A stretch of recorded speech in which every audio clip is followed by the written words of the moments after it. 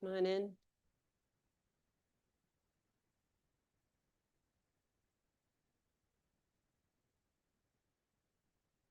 So we will sit for a while. We always begin these Sunday mornings with the sitting period, so do that now. You can get yourselves into a comfortable enough posture for a half-hour sitting period.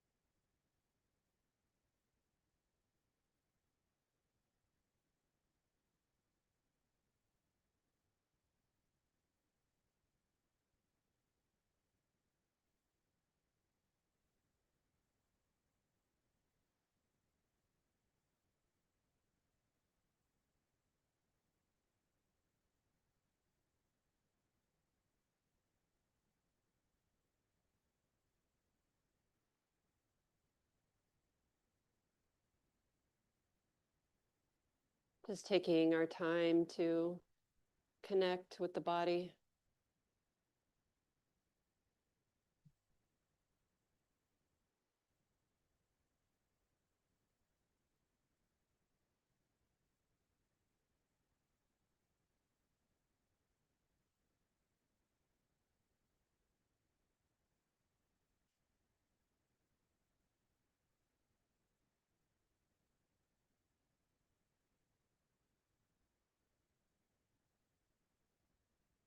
We're not demanding a connection, but just relaxing and receiving what's already here. The body's already here.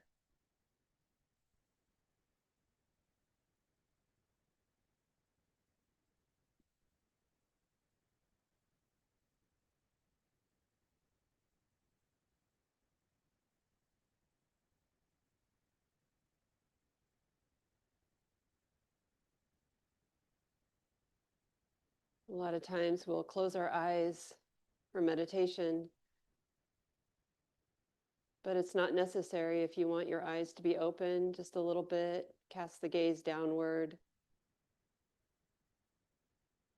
You can experiment with what supports connection with the body.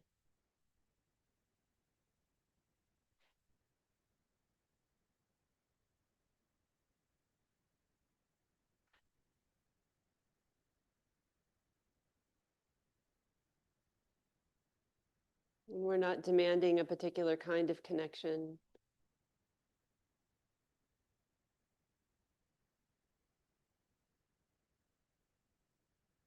Just connecting in the most accessible way.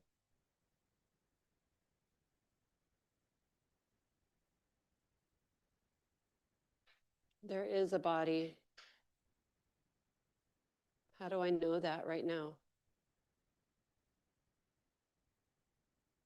I know there's a body because I can feel it.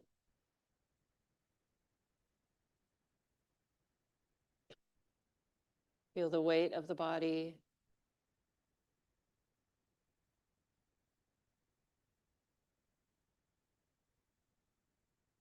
Feel the temperature, the relative warmth or coolness on the skin.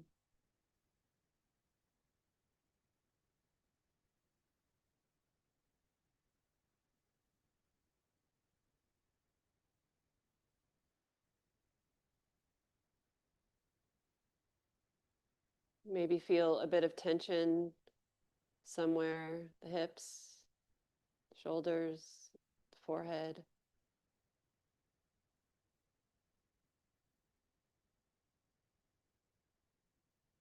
And if we do, just invite a bit of ease right there.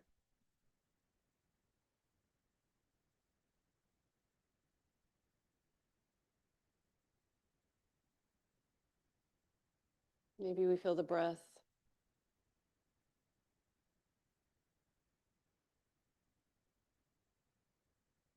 The expansion of the body on the inhale, the contraction of the body on the exhale.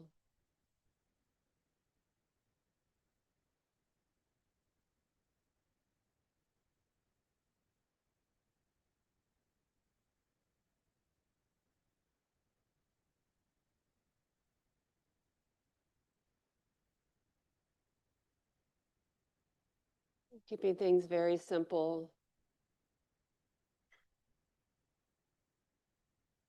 Taking refuge in a heart that knows how to connect.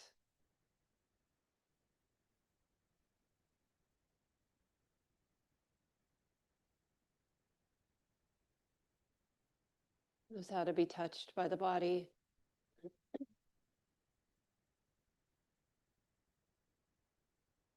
This heart knows how to feel.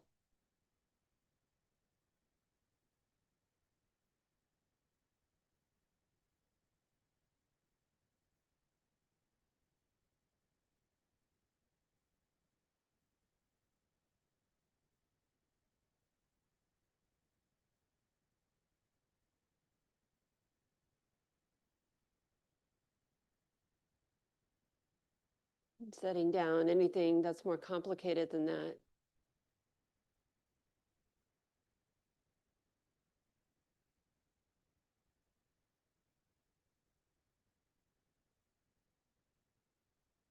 So what's operating in the background is this bit of confidence that it's possible.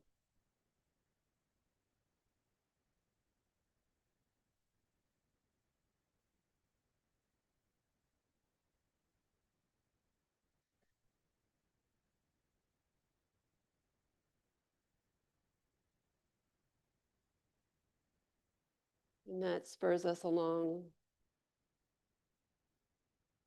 keeping the body in mind.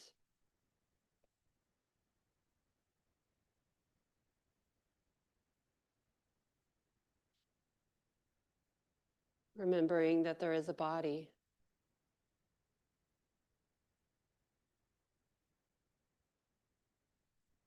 How do we know? Because it feels like this. So simple.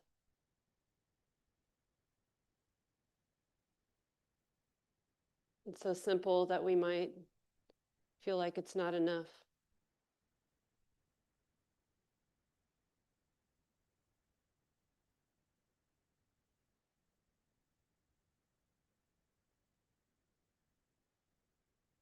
But what if for now, connecting and feeling is enough?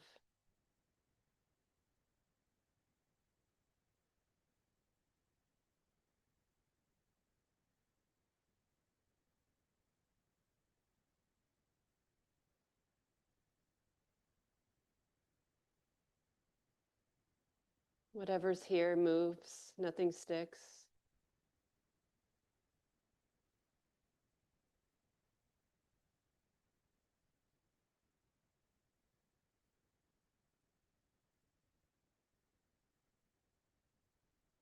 Just renewing the connection to the body often, remembering to keep it in mind.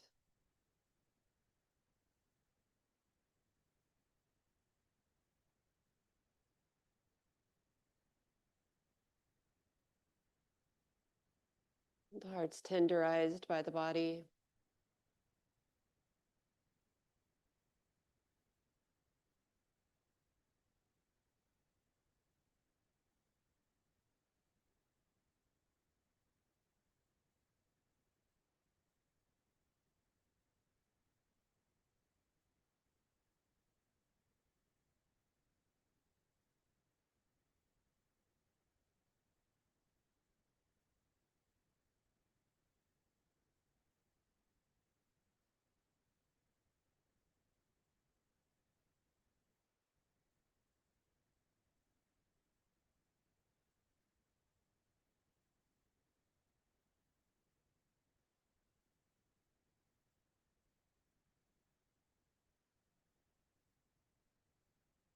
You might notice an effective quality of the connection.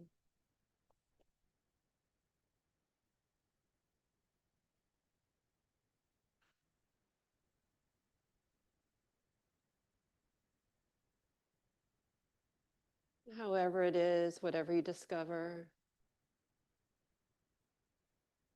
let that be enough.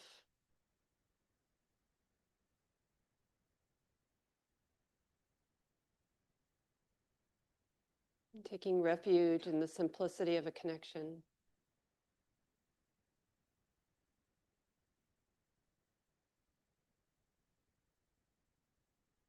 We'll continue in silence now.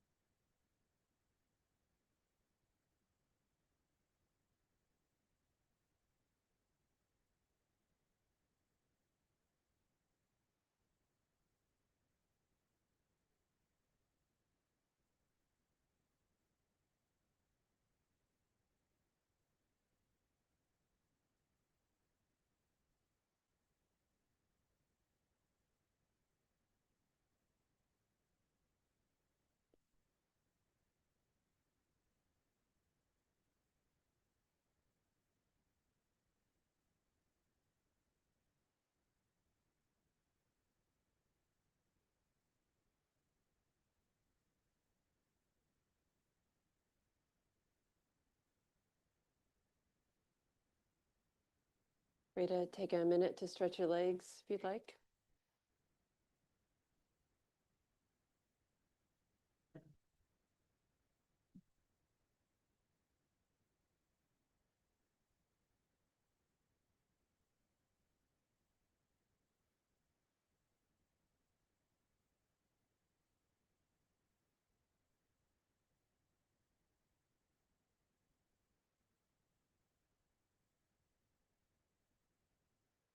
The seat, there's a cushion up here. Oh, no, Shannon's there. Sorry, Shannon. No, I just saw you and then I was like, no. I would never. We've known each other too long for that.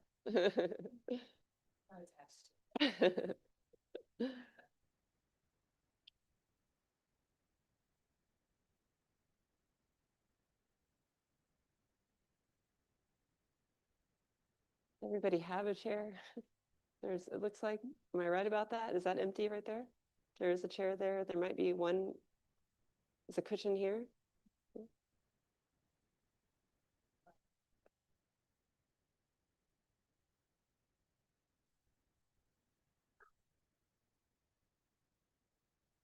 Madeline, could you turn up the lights for me a little bit right behind you? The other one's on. Yeah. The skylights. Not the skylights, those things.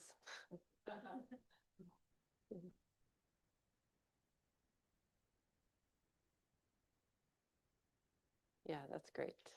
Very good. Okay. Well, good morning once again. Thank you.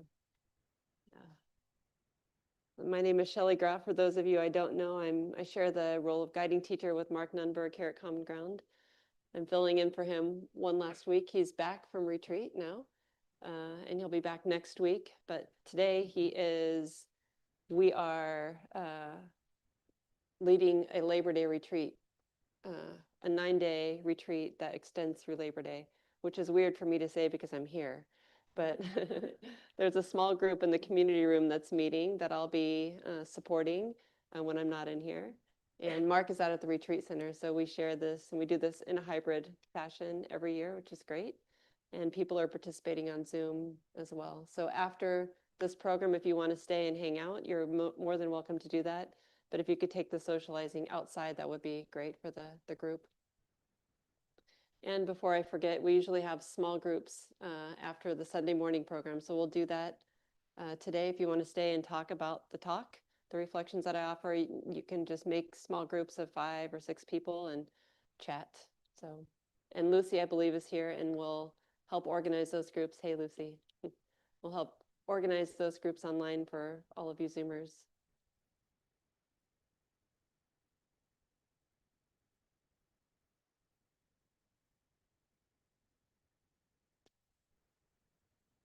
Oh, the last time I was here, I think I gave a talk on the topic of dukkha.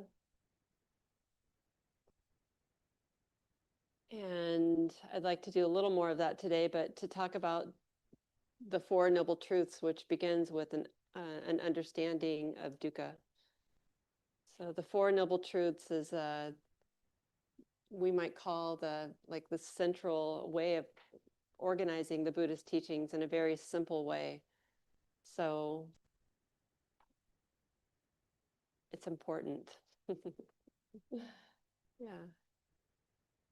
And I love the 4 Noble Truths for the simplicity and for the depth, of course, because in these 4 noble truths that the Buddha pointed us to, it takes us all the way to liberation, right?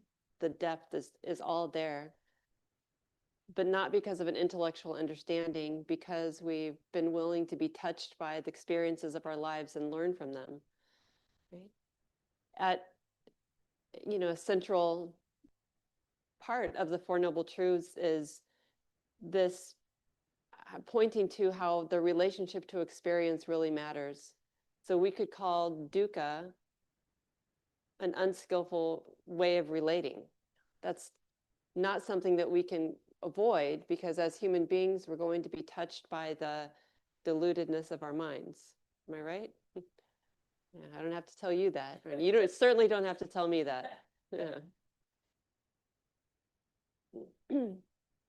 And we're not saying that all of the causes of suffering lie in how we're relating to our experience, but we're just saying that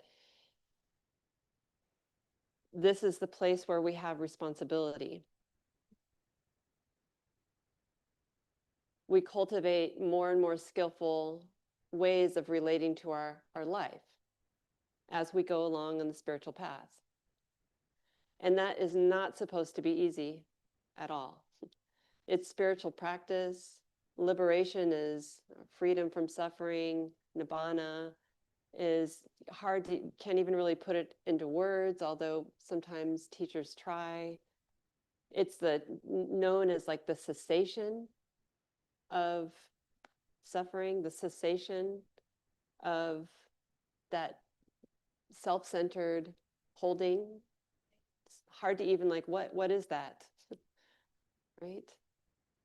So to cultivate wise relating or wise relationship to life is both really ordinary and accessible to all of us, right?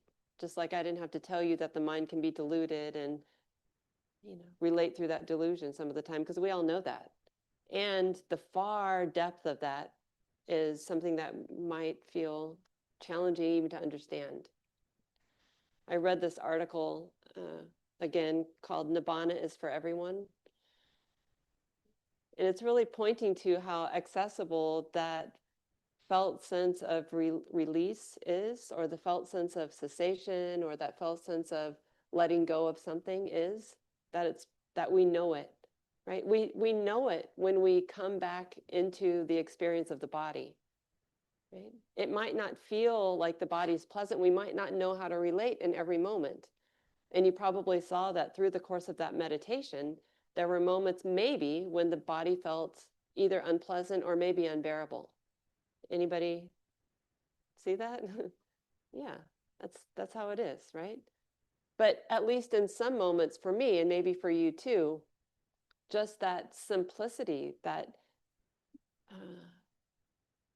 invitation to be simple, like, just to connect, it feels so good, right? It feels like a relief from all of the complicatedness of trying to make sense of our lives through the thinking, through the world of thought, right?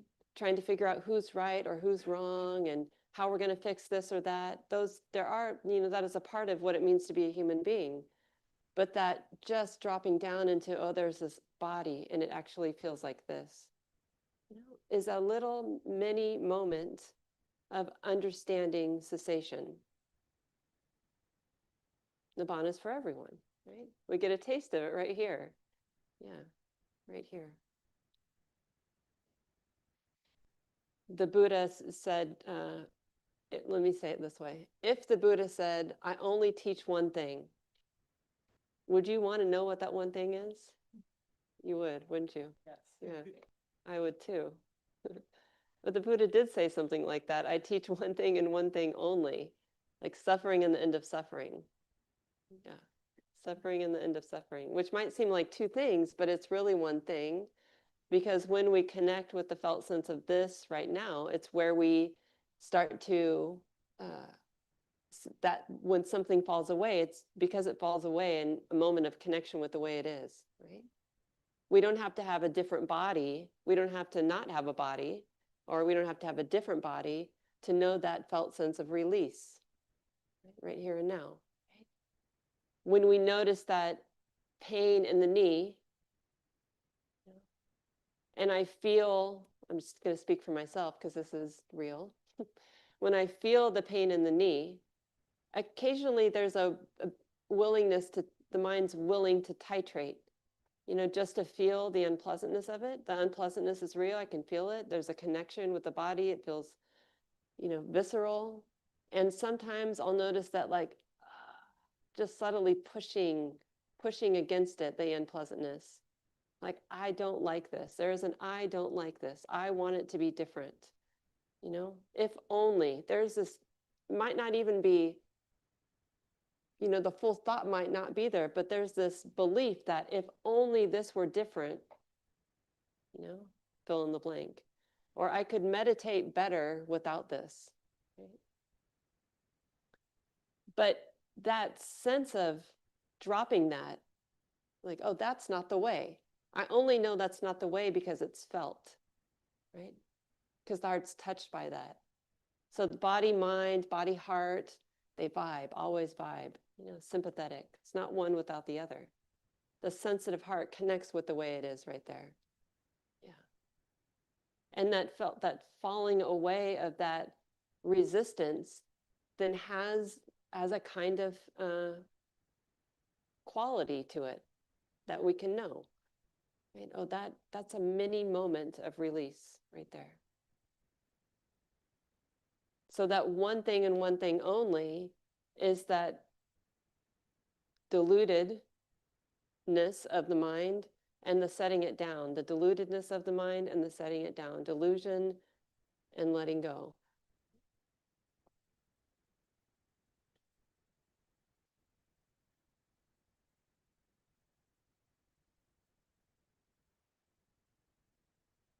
And the not easy part of spiritual practice is that if only, it were that simple, Shelly. Or me talking to myself, sweetie, if only it were this simple. Don't you know what it's like to live in the world right now? I do. Yeah. And I think that this practice at its core is really about touching into our vulnerability and accepting the wildness of life. It's wild. Yeah. And that's not easy to do. It's not easy to accept the vulnerabilities of our body. It's not easy to accept that, we have bodies that are aging in every moment. We want to have some control. Don't you want to have some control? Yeah. I notice that and feel like, oh yeah, maybe that wanting to have control is not the way, but resting into a sense of that wilderness. There are 3 kinds of dukkha. In the scriptures, the Buddha talks about 3 kinds of dukkha, and the most subtle form of dukkha is sankhara dukkha. And sankhara dukkha is like Joseph Goldstein has said that if you do nothing, your apartment will get dirty. It's the kind of burden of having just, to be alive, the burden of having a body that we have to tend to, the burden of the wilderness, of not being able to govern experience. Like my garden, I was doing a little bit of yard work day before yesterday, and just feeling that sense of burden of, when you do nothing, the weeds just grow. Like that is the nature of things, to tend towards entropy, right? Chaos. Yeah. So the body needs steady tending, right? We have to bathe it. We don't just have to do that once. We have to keep doing that every day. If you don't brush your teeth, they get furry, right? We have to maybe feel really wonderful to cook a good meal and appreciate that. Yet we got to do it again tomorrow, right? That was a unpleasant sigh from somebody in the room. Zoomers, if you didn't hear that. Uh, yeah.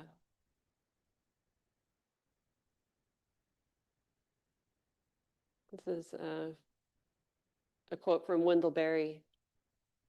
It said, "Always in the big woods, when you leave familiar ground and step off alone into a new place, there will be, along with the feelings of curiosity and excitement, a little nagging of dread.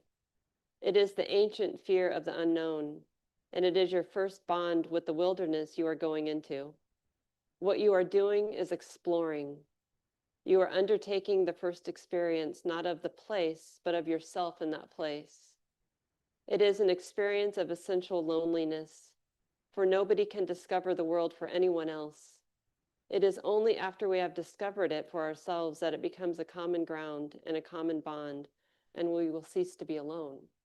It really reminds me of the Four Noble Truths, right? A step into the vulnerability of being alive, of being human, right?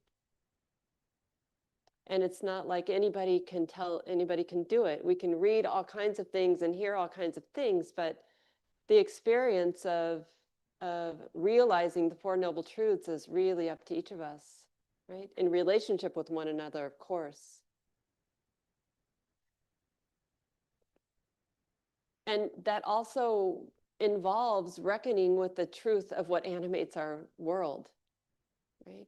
It's difficult to feel into the forces of greed, hatred, and delusion here locally, in my own heart, in our communities, and all the misuse of power and the way human beings cling to power and use it. It's heartbreaking. I just read I was teaching a retreat and came back and read that the UN had made a committee had made a formal declaration of famine in Gaza, right? It's heartbreaking, right? To feel that, yeah. And the way families are disrupted when immigrants are swooped off the street from ICE, it's hard. It's beyond policy. I mean, that's not making a statement about policy, but beyond that is something about the way the forces of greed, hatred, and delusion animate our lives and animate our world, right? So if we want to understand something about that, right? We want to watch when our hearts get caught, so that we understand what is being set in motion right now. When we look around us, we want to understand something more about that, right? Beyond our particular attachment to views about how things should be and who should do what and how, whose fault it is. Yeah, at least that's the way I want to practice these days. I want to do the hard thing, right? The thing that's much harder to do. And it's to tune in to where the heart is bearing down, is clinging to something, and to see what happens when the heart's touched by that. And when the heart's touched by that in one another, right? In our communities, in our lives, what does the heart naturally do with that? Is there a skillful way to relate right there and then that helps us feel into that release of something else? So cultivating a wiser relationship, right? Even when we feel being tenderized by our own suffering. Sometimes Ajahn Brahm has been I heard a story once that he used to ask folks who would come to ordain with him, have you come here to die? Yeah. And maybe not die in the physical sense of things, maybe he meant that. But I think he meant have you come with a willingness to set that down? Because that is hard work, right? Well, maybe not hard work in the way we think of hard work, but it's remembering to keep what's important in mind. We need a lot of repetitions, and we need the value of community around us to help us with that, right? That's what it means to take refuge in really what's important. This capacity that we all have to be awake, that we all have to wake up to the truth of our lives, to the way it actually is, right? Not live through our ideas so much about things, but actually tune into the way it actually is, and to have the support of community for that. That's taking refuge in the Buddha, the Dhamma, and the Sangha.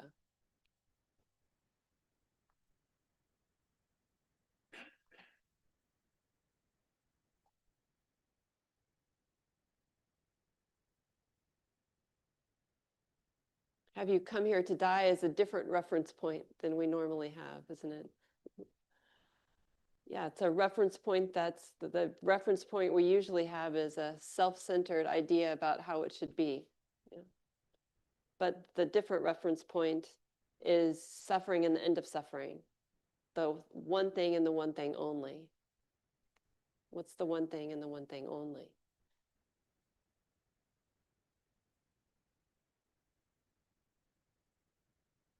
And so the Four Noble Truths, the noble truth of dukkha,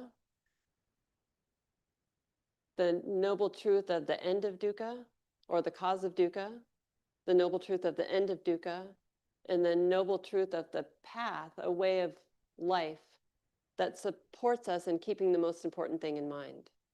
Right? So there's dukkha, it feels like this. It can be understood. We understand that by getting close to how it feels to bear down, to hold on, to want things to be a particular way, to want to have some control, to want to avoid being vulnerable, to want to avoid the wildness or the wilderness. That's the cause of dukkha.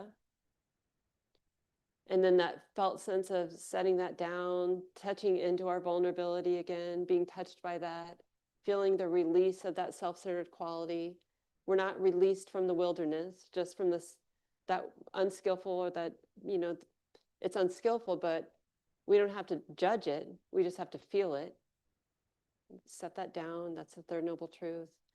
Then I think the Buddha's great generosity is offering a path, like so much compassion. Friends, you want to understand the end of suffering? We need some support to keep it in mind. What is that? The Noble Eightfold Path is called our life. So keeping it in mind all the time, from the ways in which our minds, the support of wisdom to connect with the way it is. A third of the path is how we relate to one another, the way in which we talk, the way we behave, what we produce and consume, how we make money, how we spend that money. That's why it's like, can you believe it? The Buddha, one of 8 things is devoted to that. I find that remarkable. It's good. But we don't always think about practice that way. Sometimes we think about practice as like something we do on the cushion, but it's only a part of it. Yeah. If we want to keep the most important thing in mind, we keep it in mind all the time. When we're working, when we're raising children, when we're making dinner, when we're talking to our friends, when we're making decisions about who we're going to call, what we're going to say, right? How to align with some deeper value when we're talking, when we're embodied with one another. This is the Noble Eightfold Path.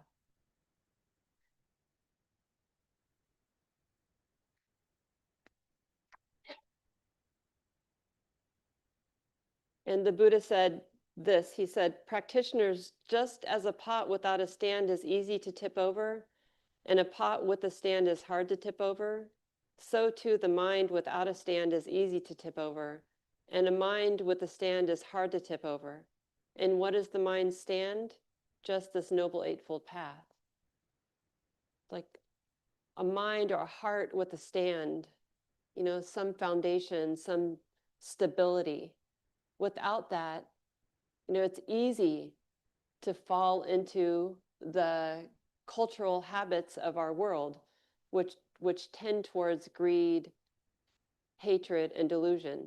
Like, that's without mindfulness, without the practice throughout our whole life, without remembering to keep something important in mind, it's so easy for the mind to tip into that.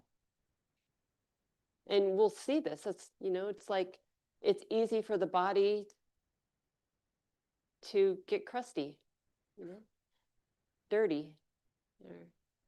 It's easy for the teeth to get furry when we don't take care of, when we don't brush them or don't take care of our bodies. It's going to happen anyway. But it's so easy, and it's actually easy to tip into some hopeless view of things also, right? Isn't it? Like, well, if you're telling me that human beings are going to experience suffering, if you're telling me that's true, and that the world, that sankhara dukkha is true, that things tend towards wildness and entropy, then why do anything? Why care? Right?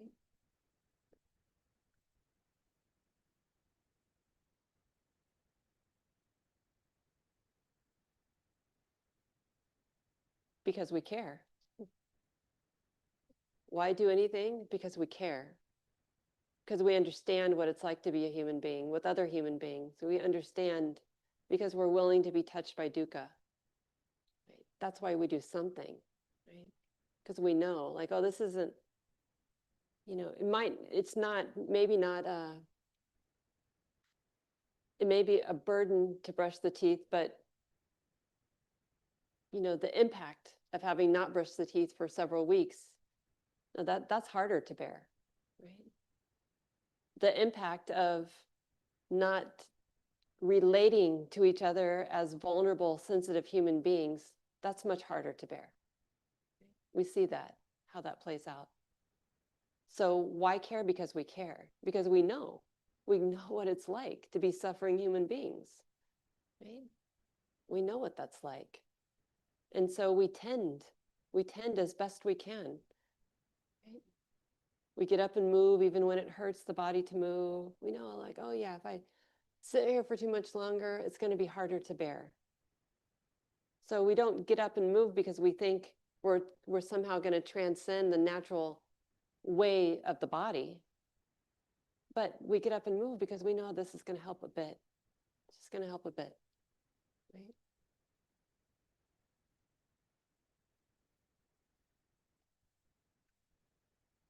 I want to say a little bit more about the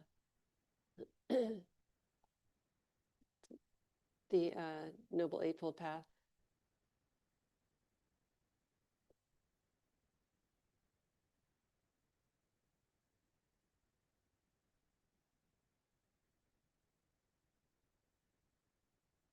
So 3 parts of the Noble Eightfold Path. The first part broken up into 3 chunks. First chunk is the wisdom chunk, right? Then we have the ethics chunk, and then we have the cultivation of stability of mind, that chunk, right? It's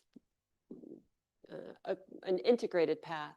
So it's not really like, independent strands, but it's more like a woven, integrated experience. And this word sama, that gets translated as wise, it precedes all of the path factors. So wise view, wise intention, wise effort, wise mindfulness, wise concentration, wise speech, wise action, wise livelihood, right?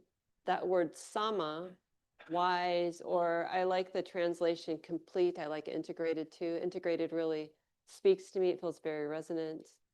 But the completeness, it means that wise means it's in alignment and supports the waking up process. It's aligned with the Four Noble Truths.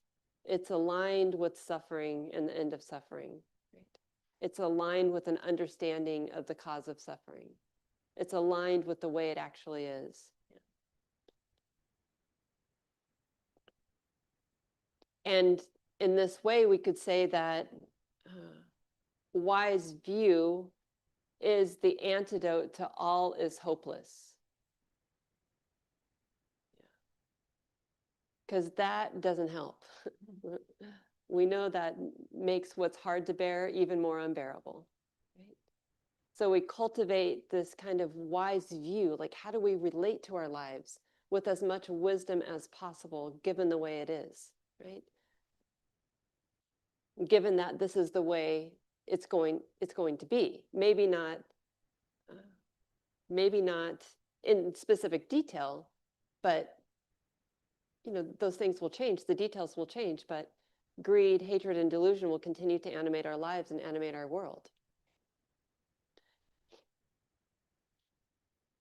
And another aspect of wise view, there's an aspect that is about aligning with the Four Noble Truths, and another aspect is understanding cause and effect, or understanding conditionality. Like when I pretend that, when I keep my distance from my garden and pretend that it only looks beautiful, I won't, when I don't get close enough to notice the weeds, those weeds will keep growing anyway, right? When I try to distance myself from what I don't want to see, it doesn't mean it's not there, right? It just means that I don't see it. Yeah, that's cause and effect. Oh yeah, trying to distance, doesn't actually help either, right? Or when I meditate, I feel like a little bit more capable of being in my life, right? When I come to common ground, it may not feel like the most pleasant thing I do for myself ever, but it might be very useful, right? And so I'm going to go because it's something of value there, right? Just a cause and effect thing. When I notice, when my mind really spins out, I feel that somatic imprint on the body, right?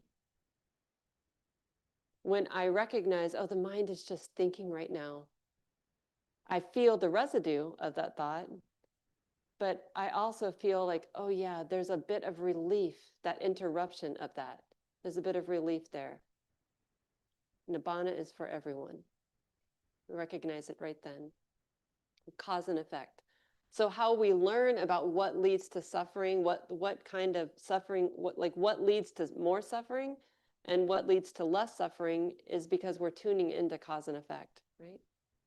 And that inner sense of responsibility of how we live and what we do with our time and our energies is hopefully in part related to that. And we also understand that, for example, it isn't personal. We may enjoy the feeling of, I actually enjoyed the cool weather today. Feels like fall is coming.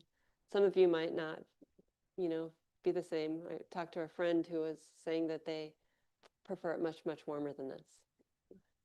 So, but either way, it's not personal, right? Either way, it's just nature, it's just natural, natural rhythms of the earth. So we understand that, oh yeah, when the sun comes out and I like it, it still isn't personal. It still is not personal. Or when it's cloudy and I don't like it, it still isn't personal. It's not like the world is out to get me or the earth is out to get me. And so the next path factor is wise intention. And we might say this is cultivating a commitment to being as skillful as we possibly can, which includes like 3 kinds of commitments that we might make. A commitment to simplicity, right? To not pretending that the world doesn't also include complexity, but the simplicity of just being here now, of remembering that there's this body, of remembering that it's like this right now. That's the kind of simplicity that we can feel, right? And it comes from not being pulled around by the world of stimuli, which is, it's the cultural habit of, it's how things move. The Buddha said this spiritual practice is against the stream of all that, right? All the sounds, all the lights, all the people, all the motion, all the information that we get from everywhere can feel overwhelming. Yeah. And so to remember, oh, it's just this right now, just this body, just this mind.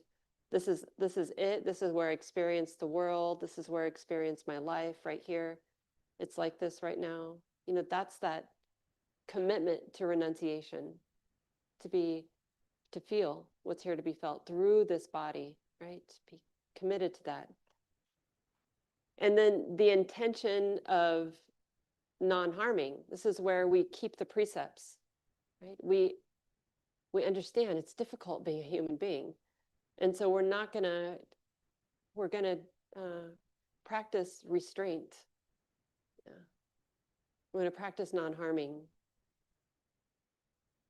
which is complicated, right? Because here we are on stolen land, right? Yeah. And enjoying it, being here together, right? So that burden of it's wild, along with the reality of like, this heart knows how to feel, knows how to land, knows how to be here, right? And to cultivate habits of non-harming right with it is so powerful, right? Because we can't resolve that. We can't resolve the dilemma of the wilderness, and we can't resolve the impact of being here now. Right? That's important. Yeah. And because we understand what it's like to be a human being in a world that's like this, we cultivate non-harming, right? So that how we live eases things for everybody, including ourselves. And we cultivate this, the third one is this intention of non-ill will. So we cultivate a heart of metta. And in order to cultivate a heart of metta, like that is, we learn to recognize when the heart isn't living in those moments, when the heart isn't living through its habits of greed, hatred, and delusion.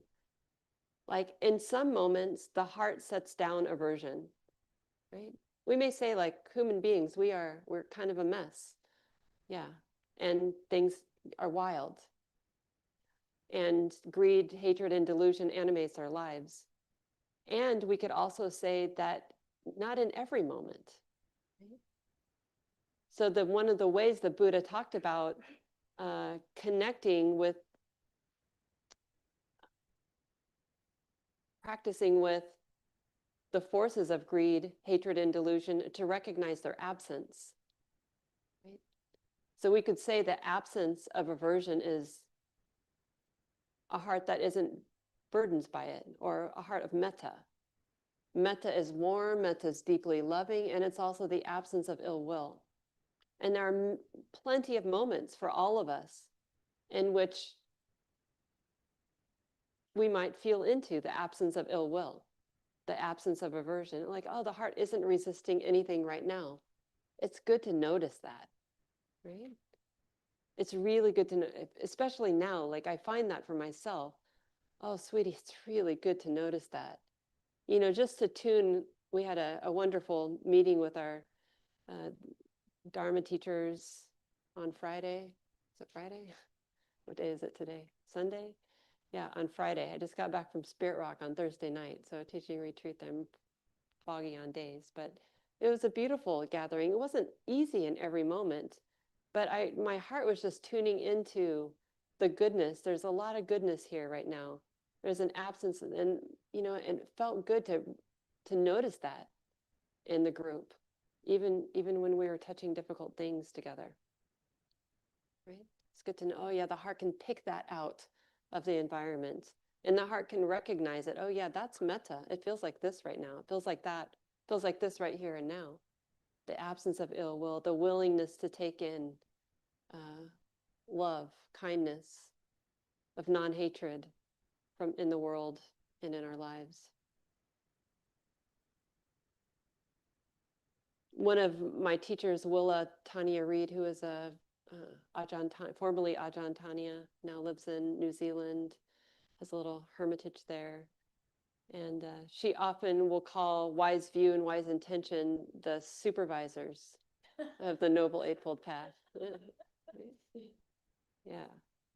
Wise view keeps us remembering to keep in mind how we're relating, with keeping the deepest kind of freedom, liberation in mind, right? Keeping the Four Noble Truths in mind and noticing cause and effect. Yeah, beautiful, right? And then wise intention helps us cultivate the steadiness of wholesome motivations or commitments that we might make to living well, right? And they supervise our lives. We could say they supervise our path, the path, but the path is just our lives, right? They supervise our lives. They supervise how we engage with one another, how we are relationally in our speech and body, the way we live, right? The ethics, wise view and wise intentions, they supervise that. Yeah. And they help us remember, they supervise the samadhi part of the path too, right? Because they help us remember, like, what is the value of those moments of seclusion? What is the value of settledness, right? Oh, it helps me understand something, right? It helps me understand cause and effect, right?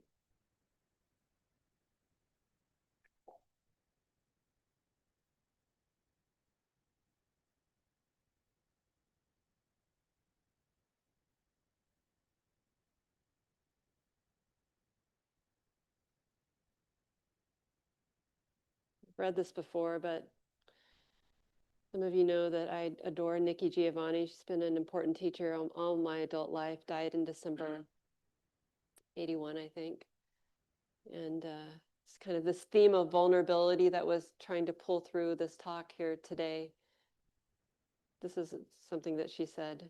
I think it aligns with the Buddhist teaching. She said, a lot of people refuse to do things because they don't want to go naked. They don't want to go without guarantee. But that's what's got to happen. You go naked until you die. Right? Yeah. Nikki, yeah.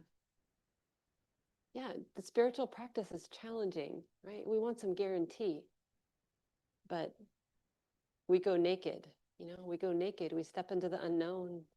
We keep learning from our life, because of our life, because of what we are in contact with, what we're touched with, both the internal state of things and the external state of things.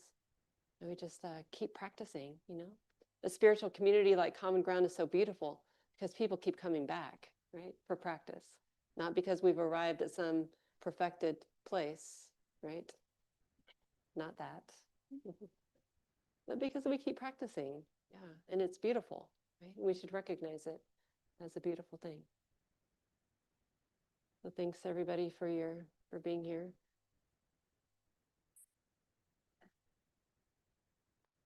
I think Tim has a couple of announcements for us. Hey people, can you hear me? No, I don't think it's on. Oh yeah, go ahead, just speak a little louder. Hey people, can you hear me?